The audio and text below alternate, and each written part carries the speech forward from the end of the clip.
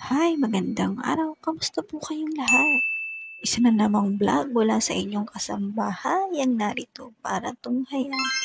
Sobrang ang init sa Pinas at kay aga pa lamang pero heto tayo tuloy pa rin sa ating hanap buhay. Ito nga pala ang aking mga gawain para sa araw na ito. Iimis ko nga pala itong mga hinugasan sa pamingala at napakaaga pa nga kanina nang kinunan ko ang video na ito. Ayan nga pala ang aming kusina dito. Ito nga pala yung dark chocolate na mapait talaga siya sa personal. Eh di wow. At gumamit nga pala ako ng malagkit.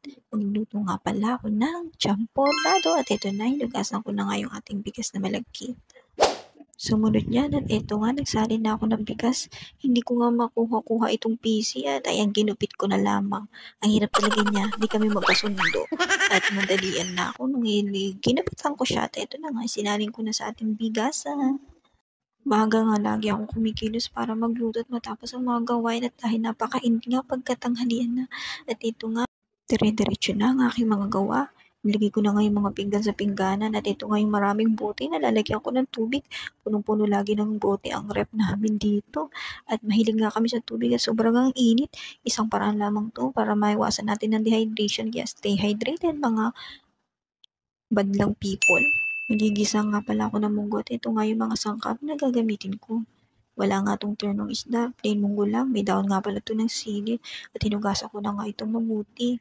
At ito na nga yung karne nung pinalambot ko, tinimplahan ko na yan ng asin at paminta. Ilalagay ko lang yan sa munggo pag malambot na. Ito, pakuluan muna natin. 45 minutes ko pinakuluan yun hanggang lumambot at matusta ng bahagya. At ito yung munggo natin, pinalambot ko na rin.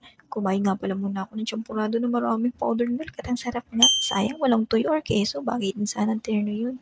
Ito na pinakang almusal ko.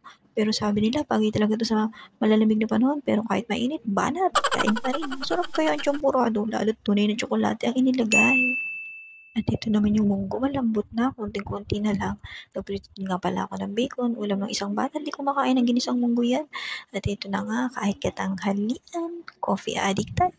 When cafe is live, kape pa rin, kahit banas na banas na. Ay, di wow.